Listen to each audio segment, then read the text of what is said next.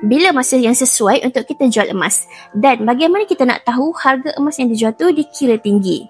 Okey, sebenarnya majoriti yang beli emas adalah penyimpan, bukan pelabur jangka masa pendek. Untuk kategori penyimpan, emas adalah simpanan jangka masa panjang, sekurang-kurangnya 2 tahun dan ke atas. Mengapa emas ni sebagai simpanan jangka masa panjang? Okey, sebab emas ni harga dia memang akan naik dan turun dalam jangka masa pendek dan itu adalah normal.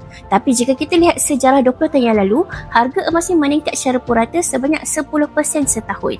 Jadi, sebagai penyimpan emas, mereka tak risau dengan naik turun harga emas setiap hari.